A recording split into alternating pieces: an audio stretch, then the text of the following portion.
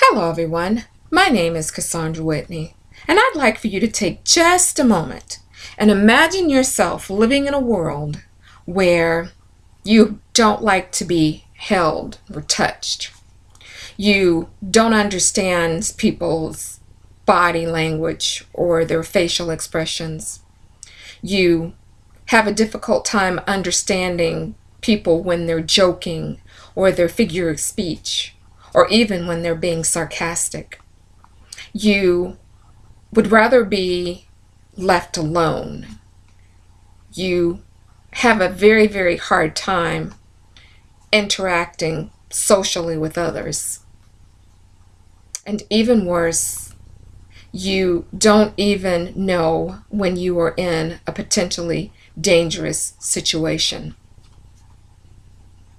Does that sound like a fun world? I'm going to venture and say no. But that, ladies and gentlemen, is the realistic world of people who live with autism.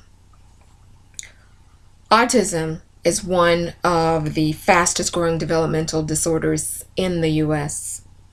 According to Autism Speaks, it affects 1 in 68 children, primarily boys.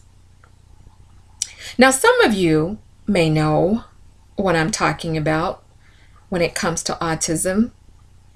You may have children that have autism. You may have family members that have autism. You may even have friends that have children with autism. But for those of you who don't know what I'm talking about, autism is this: a developmental disorder that can seriously impair a person's social ability and communication. There are many symptoms that people have when it comes to autism. One of the main ones is communication difficulties, verbally and non-verbally. The other one is their difficulties interacting with others. They have obsessive interest. They like to line things up. They like to watch things spin. They may even have fascinations with numbers. They can also have issues with food and texture. They don't like the way the food looks. They don't like the color of the food. They may even dislike having their food touch. Sometimes people with autism exhibit what we call self-stimulatory behavior. Self-stimulatory behavior is behavior that people with autism exhibit to compensate for the stresses around them. Some of these behaviors can include hand flapping, rocking back and forth.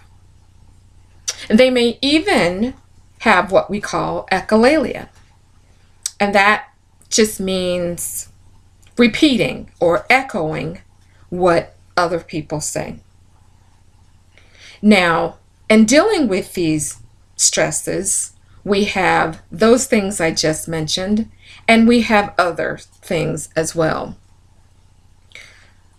One of the main things they have is called a meltdown. Now, we all experience meltdowns every once in a while because our days aren't going so well. But people with autism experience meltdowns quite often. A lot of their meltdowns are simply tantrums. Sometimes it may even involve throwing things. But then sometimes those meltdowns can get a little serious or even dangerous. They can have headbutting, or even worse, they can do things to cause themselves injury. Now, I want you to understand autism is not a disease, but a developmental disorder. And the people with autism have many challenges and struggles that they face. Now, some of the developmental disorders that can accompany autism are learning disabilities, speech delays, ADHD, anxiety, and some may even have what we call no sense of empathy. That is when people seem to think that people with autism are mean, uncaring, or selfish. That is not necessarily the case. They just have a difficult time understanding another's feelings. Now, there are many strengths and abilities to people with autism, so it's not all gloom and doom. Now, one of the main strengths is above average intelligence.